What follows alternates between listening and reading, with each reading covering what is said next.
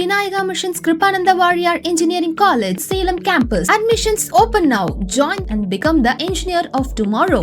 தினமலர் நேயர்களுக்கு வணக்கம். பல்வேறு அரசியல் பொருளாதார சமுதாய பிரச்சனை அலசக்கூடிய நிகழ்ச்சியில் நம்மிடையே மூத்த பத்திரிகையாளர் சேகர் ஐயர் வந்திருக்கார். வணக்கம் சார். வணக்கம் சார். இன்னைக்கு இந்து கூட்டணியோட கூட்டம் நடந்திருக்குது. கிட்டத்தட்ட 3 மணி நேரம் அந்த கூட்டம் நடைபெற்றதாக சொல்லப்பட்டிருக்குது. இதில் சுவாரஸ்யமான சம்பவங்கள் என்ன சார் நடந்துச்சு இன்னைக்கு? இல்ல, அதாவது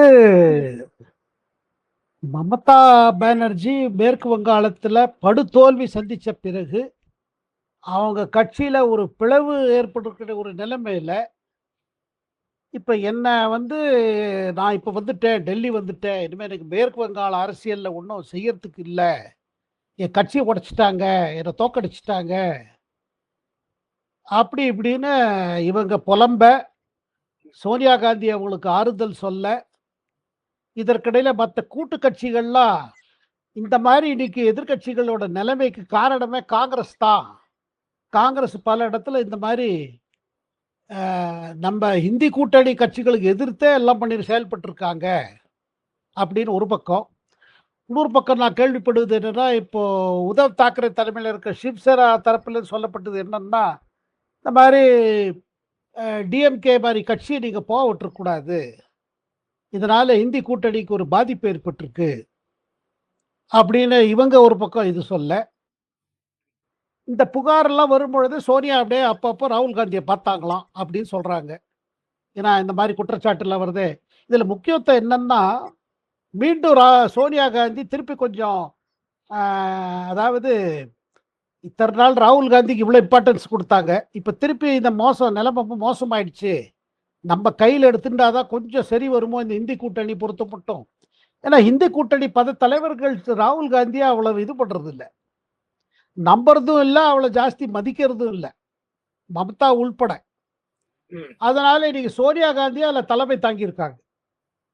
அதாவது நம்ம இனிமே ஒற்றுமையா செயல்படணும். இப்போ வரப்போற பெரிய சேலஞ்சு நமக்கு உத்தரப்பிரதேசம். உத்தரப்பிரதேசத்தில் எப்படியாவது ஒன்றா போட்டியிடணும், பிஜேபிக்கு எதிர்த்து இருக்கிற ஓட்டில் எந்த விதமான பிளவு கூடாது. இந்த உத்தரப்பிரதேசத்தில் 2027 நடக்க போகிற தேர்தல் தான் 2029 தேர்தலுக்கு ஒரு பெரிய வழிகாட்டியாக இருக்கும். அதில் எப்படியாவது பிஜேபியை தோக்கடிக்கணும், அது என்ன வேணுமோ நம்ம செய்யணும். அதை தவிர்த்து கம்யூனிஸ்ட் கட்சி தரப்புகளும் இதே தான். அதுக்கு முன்னையே எம்ஏ பேபி லெட்டர் எழுதிட்டாரு கார்கிக். அதாவது நீங்க கேரளத்துல தேர்தலுக்காக பிரச்சாரத்துல நாம்தான் பேசிட்டீங்க, பினராயி விஜயன் எங்க தலைவர் முதல்வர் ரொம்ப இதுவா பேசிட்டீங்க, அந்த லெட்டரை அவுத்து விட்டாங்க. நேத்திக்கே பார்த்துருப்பீங்க. மொத்தத்துல பாத்தீங்கன்னா இப்போ ஒரு கட்டாயத்துல எல்லா கட்சிகளும் காங்கிரஸ் எதிர்த்து இருக்கிற கட்சிகள் கூட சரி, இப்போ நம்ம ஒண்ணு இல்லைன்னா படகு முழுகிறது, இந்த முழுகிற படகை எப்படி காப்பாற்றுவது? ஆனா எல்லாத்தோட பரிதாப நிலைமை என்னன்னா, நீ மம்தா பானர்ஜி தான். ஏன்னா ஒரு டயத்துல யாரையுமே மதிக்கல, அவங்க காங்கிரஸையும் மதிக்கல, இந்தி கூட்டணியும் மதிக்கல. இந்தி கூட்டணி தலைமை எனக்கு கொடு அப்படின்னு சொல்லிட்டு போனவங்க.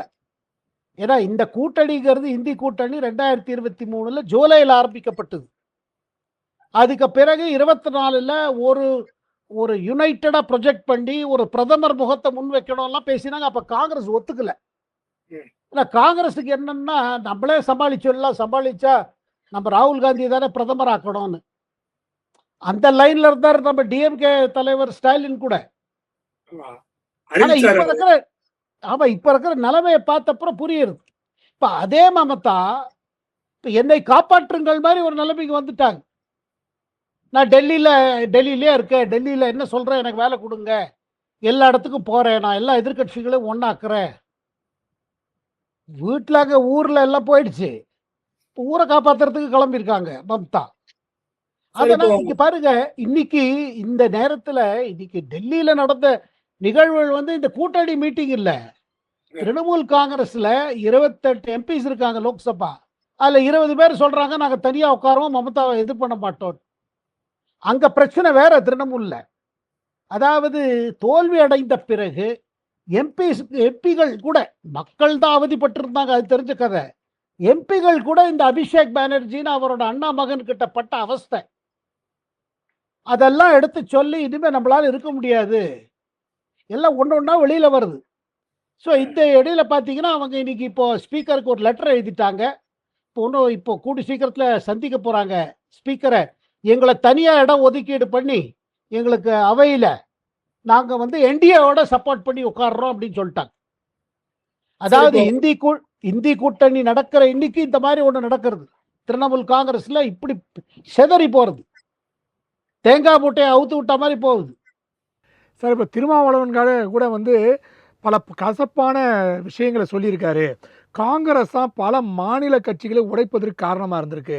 அது மட்டும் இல்லை, திரிணாமுல் காங்கிரஸ் திமுக ஒதுக்குனது, அதுக்கப்புறம் கம்யூனிஸ்டை பற்றி விமர்சனம் வைத்ததெல்லாம் காங்கிரஸோட மிகப்பெரிய சரிவுக்கு காரணம் அப்படின்ட்டு பல்வேறு விஷயங்களை முன்வைத்துக்க திருமாவளவன் சொல்லப்பட்டிருக்கு. சார் அதை எப்படி சார் பார்க்குறீங்க?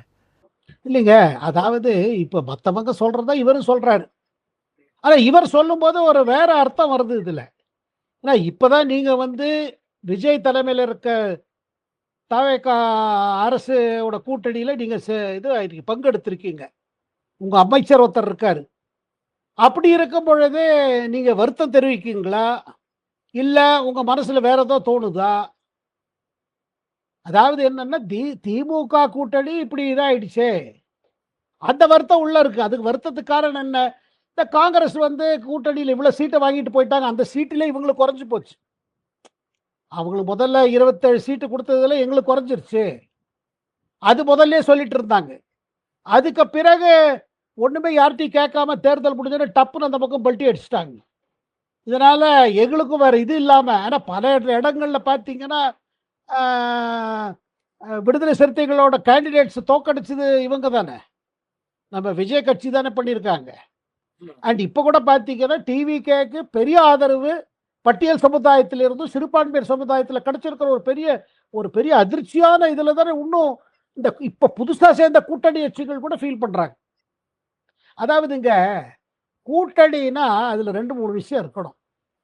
அது எந்த கூட்டணியாக இருந்தாலும் சரி, மாநில அளவில் இருக்கணும், தேசிய அளவில் இருக்கணும். ஏதாவது ஒரு காமன் அஜெண்டா இருக்கணும்.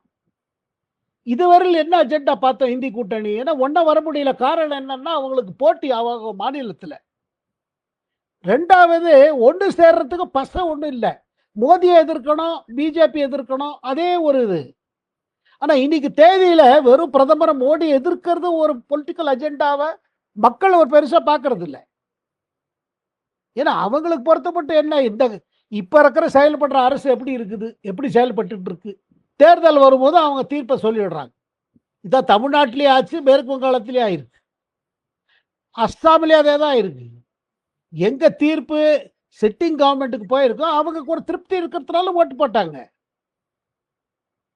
இதுல இப்ப என்னென்ன பாருங்க, காங்கிரஸுக்கு இப்ப கேரளத்துல கிடைச்சது விஜய் நல்ல வெற்றி, அந்த இதனால அதுல ஒரு மன திருப்தி இருக்குது. இப்ப கர்நாடகத்துல ஒண்ணு புதுசா ஆகல, அவங்க ஆட்சி தான் இருந்தது. 2023 அவங்க ஆட்சி ஓடிட்டு இருக்கு. 3 வருடம் ஆயிடுச்சு. அங்க ஒண்ணுமே இல்லாம குழப்பத்துல இருந்த இடத்துல அங்க முதல்வரை மாத்திட்டாங்க. மாத்திர பிறகு ஒண்ணும் பெருசா இல்லை. ஆனா இந்த மாற்றத்தையே ஒரு சாதனையா நினைச்சிட்டு இருக்காங்க காங்கிரஸ். அங்க ஒரே உள்பூசல் திருப்பி கிளம்பி இருக்கு. இலாக்காவை வச்சிருந்து ஒரு அமைச்சர் ராமலிங்க ரெட்டி ராஜினாமா செய்தாரு, அவரை எப்படியே சமாதானம் பண்ணியிருக்காங்க. ஆனா காங்கிரஸுக்கு ராகுல் காந்திக்கு என்ன நினைக்கிறது, நம்ம பிளான் எல்லாம் சரியா போறது, அங்க இவரை சித்தராமையா கட்டி விட்டோம், சிவகுமாரை உட்காத்தி வச்சுட்டோம், இந்த இடத்துல நம்ம சத்தீஷன்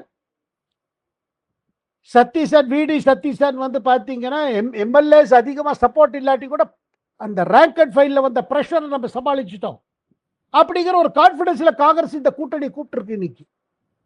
ஆனா கான்பிடென்டா கூப்பிட்டா கூட கூட்டணியோட நிலவரம், கூட்டணிக்குள்ள ஒரு பசை இல்லாத ஒரு நிலைமை, ஒத்தர அடிச்சுன்னு அவங்களுக்கு லாஸ் பண்ணிடுறது காங்கிரஸ் தாங்கிறத வெளிப்படையா இன்னைக்கு வந்துருது சோனியா காந்தி முன்னாடி.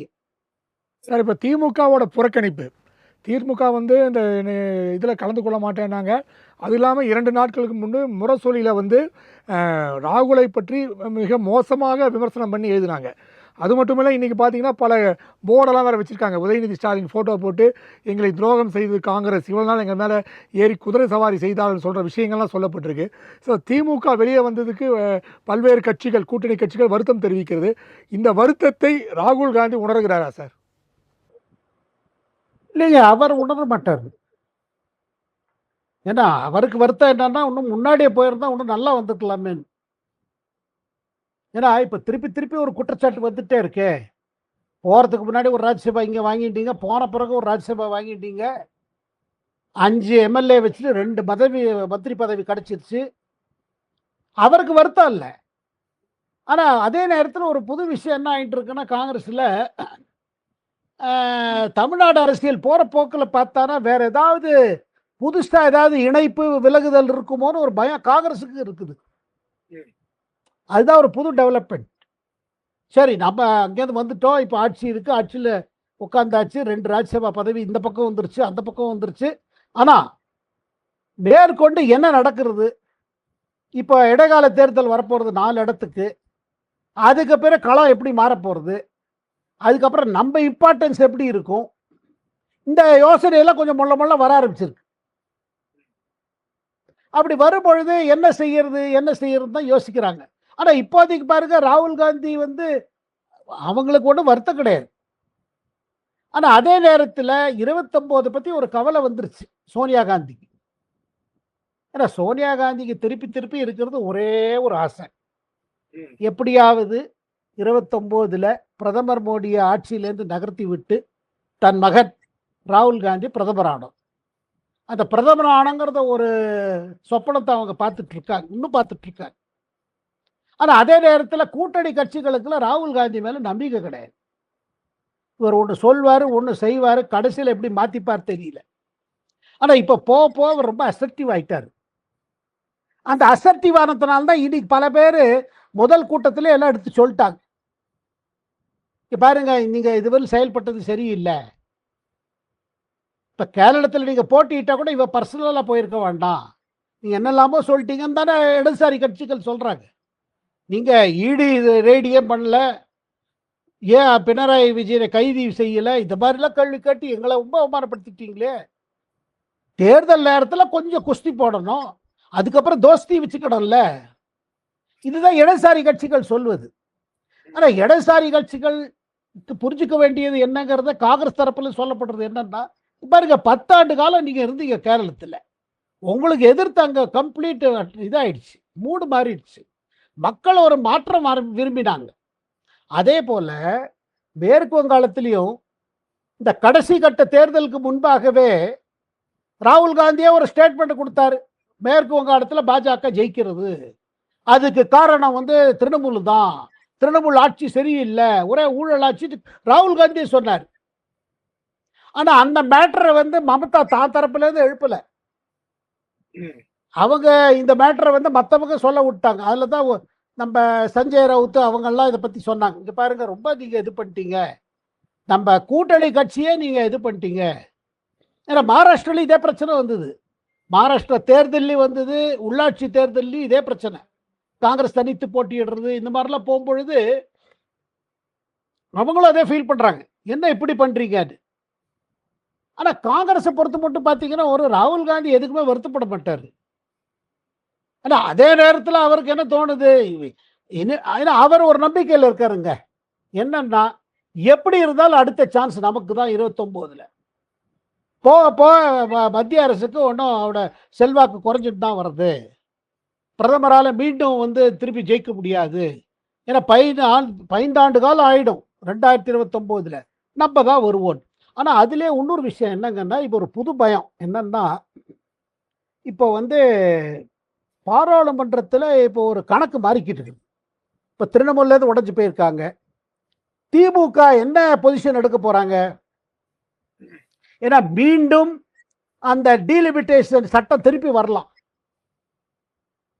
அது வந்து என்னன்னா அதே ஃபார்முலா என்ன, இப்ப இருக்கிற சட்டசபை தொகை எண்ணிக்கையோ இல்ல பாராளுமன்ற தொண்டிக்கையோ ஒரு 50% ஏத்திடுவோம். அது ஏத்திட்டு அதை அப்படியே மகளிருக்காக ஒதுக்கீடு ஆக்கிடலாம். இந்த ஃபார்முலால நம்ம பாஜக தரப்புல இருந்து என்ன நம்பப்படுறதுன்னா, இப்போ தோல்வி அடைந்த பிறகு தமிழ்நாட்டில் எதிர்கட்சியார் டிஎம்கேவும் இதை மறுபடியும் யோசிக்கணும். ஏன்னா இருக்கிற 39 சீட்ல திருப்பி நீங்க போட்டிட்டு விஜய் அந்த சைட்ல இருந்தா நமக்கு 2-3 சீட்டு கூட கிடைக்காதுன்னு இருக்கும் பொழுது ஒரு சீட்டை கூடித்துனா நல்லது தானே. இவங்க பொசிஷனும் மாறுறது. அதை தான் எதிர்பார்த்துட்டு இருக்காங்க பிஜேபி தலைமை. சார் இப்போ திமுக வந்து இண்டி கூட்டணி விட்டு வெளியே வந்துருச்சு. தாவாக்கா வந்து இன்னும் சில மாதங்களில் உள்ளே வந்துருவாங்கன்னு சொல்லப்பட்டிருக்கு. இனிமேல் 2 மாதத்துக்கு ஒரு கூட்டம்னு முடிவு பண்ணி தான் சொல்லப்பட்டிருக்கு. தாவேக்கா ஒரு வேளை இண்டி கூட்டணிக்கு வந்துருச்சுன்னா இந்த மேகதாது போன்ற பிரச்சனைகள்லாம் எப்படி சார் சமாளிப்பாங்க தமிழ்நாட்டிலிருந்து? தாவேக்காவுக்கு மிகப்பெரிய நெருக்கடி ஆயிரும்ல சார் இந்த விஷயத்தில்?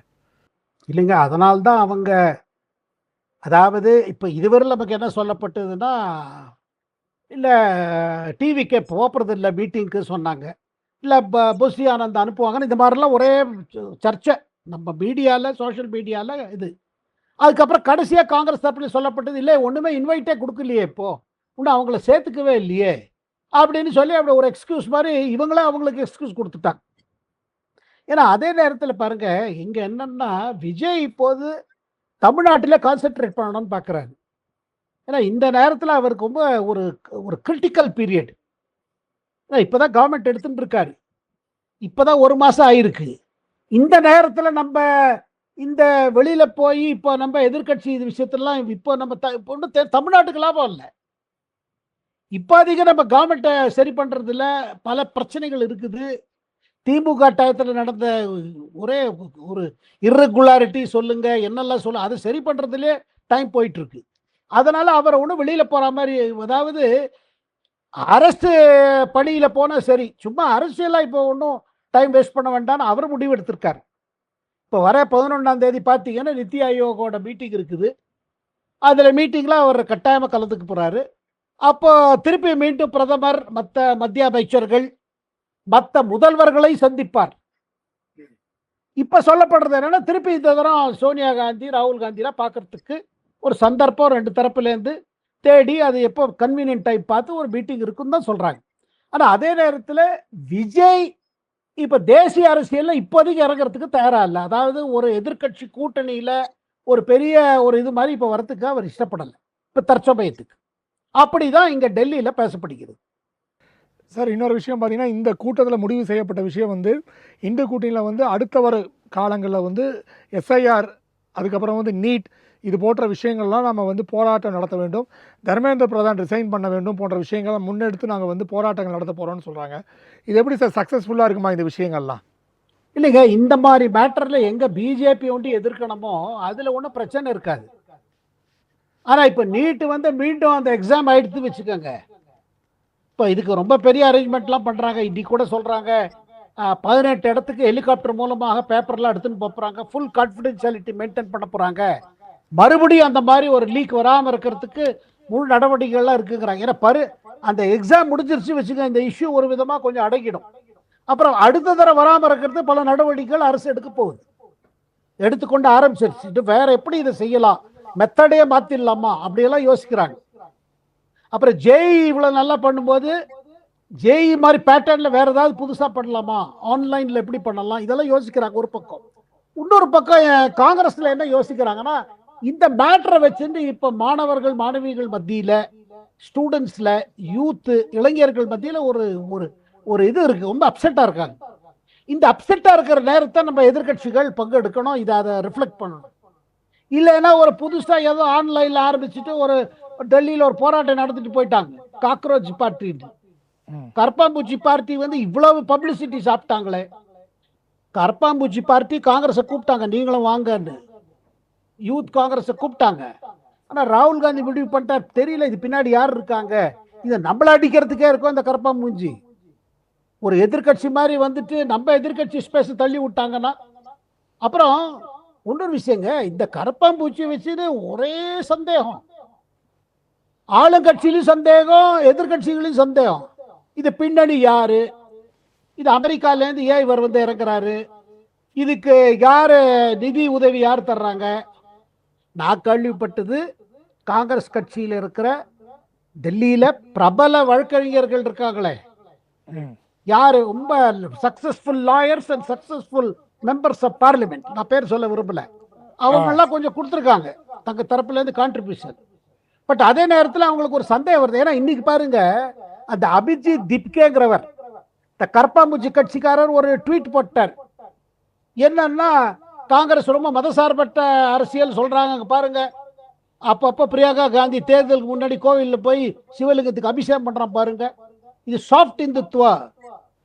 ஏன்னா அவர் டெல்லியில் பேசும்போது போன சண்டே அவர் சொல்கிறாரு பாருங்க மத்திய அரசு வரும் ஒரு மேட்டரில் பண்ணுறதில்ல, வெறும் இந்து முஸ்லீம் பண்ணிட்டு போயிட்டு இருக்காங்கன்னு அப்படியே ஒரு குரல் கொடுத்தாரு. அது பாஜக எதிர்த்து இருக்கிற மாதிரி இருந்தது. ஆனால் இன்னைக்கு ஒரு ட்வீட் போட்டு என்ன பண்ணியிருக்காரு, பிரியங்கா காந்தி ஏதோ ஒரு கோவிலில் ஒரு ஜலாபிஷேகம் பண்ணுற மாதிரி லிங்கத்துக்கு பண்ணுற மாதிரி ஒரு ஃபோட்டோ எடுத்து போட்டு இதுவும் சாஃப்ட் இந்துத்துவ தான், இதுவும் தேர்தல் அரசியல் தான், இது தேர்தல் இந்துத்துவ தான் அப்படின்னு ஒன்று போட்டிருக்காங்க. அப்போ அபிஜித் தீப்கே என்ன கேம் பண்றாரு, அதாவது இப்போ இந்த காக்ரோச் பார்ட்டி இவ்வளவு பெருசான காரணத்துக்கு இன்ஸ்டாகிராம்ல ஒரு மெசேஜ் போட்டு அது லட்சக்கணக்கானங்களை அதை ஃபாலோ பண்ணி ஒரு பெரிய கூட்டத்தை திரட்டிட்டாரு ஞாயிற்றுக்கிழமை ஜந்தர் மந்தர்ல. அதுக்கு டெல்லி போலீஸ் பர்மிஷன் கொடுத்தாங்க. இவங்க எதிர்பார்த்தது என்னன்னா, டெல்லி போலீஸ் பர்மிஷன் கொடுக்க மாட்டாங்க, அதுல ஒரு ரகலை ஏற்படும், இதுல வகையா மத்திய அரசு மாட்டிக்கும், அப்புறம் நம்ம அரசியல்ல நுழையலாம் அதுல அப்படின்னு ராகுல் காந்தி காங்கிரஸ் திட்டம் போட்டாங்க. ஆனா டெல்லி போலீஸ் பர்மிஷன் கொடுத்துட்டாங்க. இதை தவிர்த்துங்க, அன்னைக்கு ஞாயிற்றுக்கிழமை ஈவினிங் ஒரு காங்கிரஸ் தரப்புல இருந்து ஒன்று கலப்பப்படுறது என்ன, டெல்லி போலீஸ் பர்மிஷன் கொடுத்தாலும் இவர் மேல எல்லாம் கேஸ் போட்டாங்க, எஃப்ஐஆர் போட்டாங்க. அது பிறகு டெல்லி போலீஸ் தெரிய அவங்க ஒரு மறுப்பு போட்டாங்க, அந்த மாதிரிலாம் ஒன்றும் கிடையாது, நாங்கள் பர்மிஷன் கொடுத்தோம், அந்த இவங்க பண்ண வேண்டியதை பண்ணிட்டு போயிட்டாங்க, யார் மேலேயும் ஒன்றும் கேஸ் எல்லாம் கிடையாது, ஒன்றும் கிடையாது. ஏன்னா மோடி அரசு தரப்புல இது என்னன்னா, முறைப்படி யாராவது பர்மிஷன் வாங்கி போராட்டம் நடத்திட்டுமே, இதுல நாங்க இது அஞ்சறதுக்கு ஒன்றும் இல்லையே, நடத்திட்டோம், கட்டாயம் நடத்திட்டோம், நாங்க எதுக்கு அவங்கள தடுக்கணும் சார்? இந்த சண்டே நடந்த அந்த போராட்டம் நெட்டிசன்ஸில் பல பேர் ஒரு நெகட்டிவாகவும் சொல்கிறாங்க, பாசிட்டிவாகவும் சொல்கிறாங்க. பலரும் சொல்லுவது என்ன, அது மிகப்பெரிய ஃப்ளாப், அது பெரிய அளவில் அது வெற்றி பெறவில்லை அப்படின்னு சொல்கிறாங்க. பலரும் சொல்கிறாங்க இல்லை பெரிய வெற்றி, அடுத்த வருகின்ற தேர்தலில் இவங்க பாரதிய ஜனதா கட்சிக்கு அச்சுறுத்தலாக வரக்கூடிய சூழ்நிலை கூட இருக்குது அப்படின்னு சொல்கிறாங்க. உங்கள் பார்வையில் எப்படி சார் இது? இல்லைங்க, அதாவது ஒன்று ரெண்டு விஷயம் புரிஞ்சுக்கணுங்க.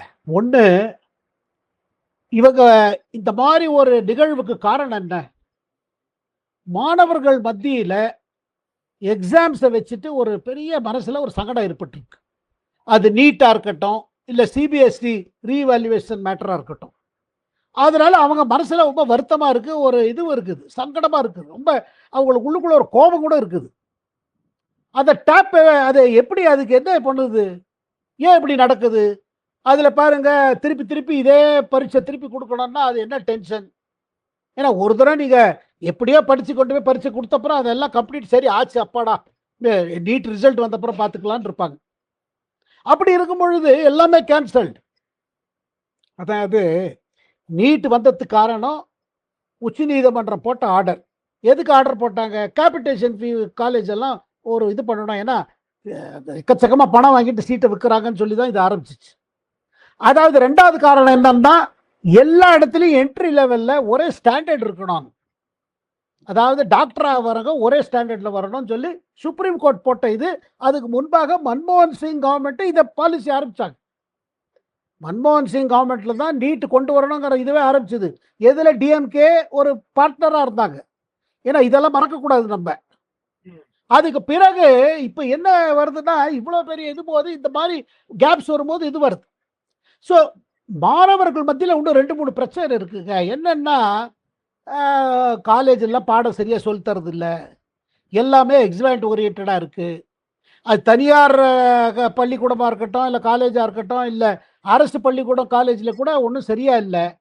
படித்த பிறகு வேலை வாய்ப்பு பிரச்சனையாக இருக்குது. இந்த மேட்டரை நம்ம இளைஞர் மத்தியில் ஒன்று இருந்துகிட்டே இருக்கு. இதுக்கு பல்வேறு முறையில் அரசு என்ன நடவடிக்கை எடுத்தாலும் இது ஒரு பிரச்சனை இருக்குது. இந்த பிரச்சனையை அவங்க டேப் பண்ணுறாங்க. அப்புறம் மற்ற அரசியல் கட்சிகளை நம்பிக்கை இல்லை. அதாவது சரி, இவர் ராகுல் காந்தியே 2-3 தரம் போராட்டத்துக்கு சொன்னார் காங்கிரஸ் தலைவர்கள்ட்ட, தர்மேந்திர பிரதானை ரிசைன் பண்ண வைக்கணும். அந்த போராட்டத்துக்கு இம்பேக்ட் இல்லை. காங்கிரஸ் கட்சி செய்யும் போதோ இல்லை வேற ஏதாவது இடதுசாரி கட்சிகள் செய்யும் போதோ பப்ளிக்ல தோணுதுன்னா, இவங்க திருப்பி மோதி எதிர்த்துட்டு வந்துட்டாங்க, இவங்களே என்ன நம்புறது அப்படின்னு ஒரு மக்கள் மத்தியில் இருக்குல்ல, அந்த கேப். ஏன்னா ஒன்று பிரச்சனை ஜெனுவினா ஒரு பிரச்சனை இருக்குது, ரெண்டாவது இருக்கிற அரசியல் கட்சிகள் மேல நம்பிக்கை இல்லை, அரசு மேலேயும் ஒரு அதிருப்தி இருக்குது. அந்த 2 கேப்புக்கு நடுவில் தான் இந்த மாதிரி ஒருத்தங்க வரும் பொழுது ஒரு சில பேரண்ட்ஸ், ஏன்னா அன்னைக்கு டெல்லியில் நடந்த ஜந்தர் மந்தரில் நடந்த கூட்டத்தில் பார்த்தீங்கன்னா நல்ல பேரண்ட்ஸும் வந்தாங்க. ஏன்னா நாங்கள் எக்கச்சக்கமாக செலவழிச்சு டியூஷன் வச்சு எல்லாம் பண்ணியிருக்கோம். இப்போ என்ன சொல்கிறாங்க, கேபிட்டேஷன் ஃபீக்காக பணம் கொடுத்து சீட்டை வாங்குறதுக்கு பதிலாக பேப்பர் லீக்குக்கு பணம் கொடுத்து பையனை உள்ள நுழைக்கிறாங்க மாதிரி ஒரு நிலைமை வந்துருச்சேன்னு நினைக்கிறாங்க. ரெண்டு இடத்துல பணம் இல்லை, ரெண்டு இடத்துலையும் பணம் விளையாட்டு ஒரு இப்போ இதாகுது. அதனால அந்த அதிருப்தி இது பண்ணுறது. அதனால பாருங்க, மோடி அரசுக்கு ஒரு அபாயம் இருக்குது. என்னன்னா, இந்த மாதிரி பிரச்சனையில இதை மேல் அளவில் இதை இது பண்ண முடியா இருக்கும், ரொம்ப ஆக்ஷன் எடுக்க முடியாத ஒரு சுச்சுவேஷன் வந்துட்டு இருக்கு. இது மாதிரி வரதுனால ஏதாவது பண்ணி இதை இதை மாதிரி இதை உடனடியாக இது பண்ணணும். அதனால தான் பாருங்க, இந்த மேட்டரில் தர்மேந்திர பிரதான் இருப்பாரா போவாராங்கிறது அடுத்த மேட்டர். ஆனால் இந்த மாதிரி திருப்பி திருப்பி சம்பவம் வந்தது வச்சுக்கோங்க, அது அரசு மேலே ஒரு கேள்விக்குறி. அப்போ இந்த மாதிரி குரூப்ஸ், காக்ராஜ் பார்ட்டி, இந்த பார்ட்டி அந்த பார்ட்டி ஏதாவது சோஷியல் மீடியா மூலமாக ஆர்டிகுலேட் பண்ணுவாங்க. சார் ஏற்கனவே சார் இலங்கை, அப்புறம் வெஸ்ட் பெங்கால், சாரி பங்களாதேஷ், நேபாள் போன்ற இடங்களில் இந்த ஜென்சி புரட்சின்றது மிகப்பெரிய அளவில் ஏற்பட்டது. ஸோ இந்த காக்ரோச் ஜனதா பார்ட்டிங்கிற அந்த வழியில் ஜென்சி புரட்சி ஏற்படுமா, இந்த மத்திய அரசு எதிர்த்து ஒரு சந்தேகம் இருக்குது, எப்படி சார் பார்க்குறீங்க? இல்லைங்க, அது கொஞ்சம் ரொம்ப அதிகமாக நினைப்பது. காரணம் என்னன்னா, அங்கே இருக்கிற நிலவரம் வேறையாக இருந்தது. இலங்கையை எடுத்துக்கோங்க, இல்லை நேபாளத்தை எடுத்துக்கோங்க, இல்லை பங்களாதேஷ் எடுத்துக்கோங்க, அங்கே பிரச்சனை வேற மாதிரி பிரச்சனை. அங்கே இருக்கிற அரசோட நடவடிக்கை வேற மாதிரி இருந்துச்சு. இப்போ இலங்கையில் பார்த்தீங்கன்னா ஒரே ஊழலாக இருந்தது. பங்களாதேஷில் பார்த்தீங்கன்னா ஷேக் ஹசீனா தலைமையில் இருந்த இதில் ரொம்ப ரெப்ரெஷன் இருந்தது, எதிர்கட்சிகளை ரொம்ப நொறுக்கி, இது ரொம்ப மோசமாக இருந்தது. நேபாளத்தில் என்னன்னா அங்கேயும் ஊழல், கம்யூனிஸ்ட் ஆட்சி. நேபாளத்தில் கம்யூனிஸ்ட் ஆட்சிக்கு எதிர்த்து வந்தது இளைஞர்கள். இங்கே அவாமி லீக் ஆட்சியில் நடந்த ஊழல் மக்களை ரொம்ப இது பண்ணுறாங்க, அதில் வந்தது. இலங்கையில் ராஜபக்சே தலையில் நடந்த ஊழல், மக்களோட பிரச்சனைகள் அடுக்கடுக்க அடிக்கிட்டே போச்சு. அதனால இந்தியாவில் அந்த சிச்சுவேஷன் இல்லை. இந்தியாவில் இப்போ நம்ம குறிப்பிட்ட விஷயங்கள்ல பிரச்சனை இருக்குது. அதாவது இளைஞர்களுக்கு மத்தியில் என்னன்னா, நல்ல படிப்பு வேணும், அந்த நல்ல படிப்புக்கு பிறகு ஒரு நல்ல வேலை வாய்ப்புக்கு வேணும், நம்ம என்ன நினைக்கிறோமோ அதுக்கு ஒரு வழி வகுக்கணும். அப்புறம் இந்த ஊழல் கூடாது. ஊழல் கொடுத்தான்னா ரொம்ப முயற்சி செஞ்ச மாணவர்கள் மாணவிகளுக்கு மனசு இடிச்சு போயிடும். இங்கே எல்லாமே செட்டிங் கெட்டிங் தான் போல இருக்கு, எல்லாமே இன்ஃப்ளூயன்ஸ் இல்லைன்னா அது பணத்தை கொடுத்தாதான் ஆகுன்னு. அப்போ அந்த மாதிரி இதில் உங்களுக்கு சிஸ்டம் மேலே ஃபெய்த் போயிடும். பட் அதற்காக இது பெரிய போராட்டமே அரசை வீழ்த்துன்னு சொல்லலை. ஏன்னா நம்ம ஊரில் தான் தேர்தல் நடந்துக்கிட்டே இருக்கேன். மக்களுக்கு பிடிக்கலன்னா ஓட்டு எதிர்த்து போட்டு போயிடுவாங்க. அதனால அந்த பயம் இங்கே கிடையாது. பட் அதே நேரத்தில் இளைஞர் மத்தியில் இருக்க ஒரு டென்ஷன் இருக்கு பார்த்தீங்களா, அதை அரசு எப்படியாவது இது பண்ணி நம்ம பல்கலைக்கழகமாக இருக்கட்டும், பள்ளிக்கூடமாக இருக்கட்டும், இதில் குவாலிட்டி ஆஃப் எஜுகேஷனை இம்ப்ரூவ் பண்ணணும். ஏன்னா குவாலிட்டி ரொம்ப மோசமாக இருக்குன்னு எல்லாரும் சொல்கிறாங்க. இந்த கட்சியில் அந்த கட்சி இல்லை, வெறும் பேருக்கு பரிசு நடக்குது, ஒரு டிகிரியை கொடுக்குறாங்க, ஒரு சர்டிஃபிகேட் கொடுக்குறாங்களே ஒழிய நல்ல படிப்பு நடக்குதா, அந்த படிப்பில் பயன் வருதா? ஏன்னா திருப்பி திருப்பி பாருங்க, ஒரு பெரிய விஷயம் என்னன்னா, சிபிஎஸ்சியில் 3 மொழி எப்படி வரணும், 9, 10ஆம் கிளாஸில் என்ன பண்ணணும், இந்த மாதிரி மேட்டர்லாம் அரசு நேரம் போயிட்டு இருக்கு. இது ஒரு சரியான இது இல்லை. பள்ளிக்கூடங்களில் என்ன மாதிரி படிப்பு கிடைக்கிறது, what is the quality of education, இதை பற்றி யோசிக்க வேண்டிய நேரம் இல்லாமல் ஏன் இவ்வளோ அரசியல் நடக்குது? அது யாராக இருந்தாலும் சரி, எந்த கட்சியாக இருந்தாலும் சரி, இதுதான் மக்கள் மத்தியில் ஒரு கேள்வி வருது. ஓகே சார், உங்கள் நேரத்தை ஒதுக்கி பேட்டியது மிக்க மகிழ்ச்சி. நன்றி சார். நன்றி, வணக்கம்.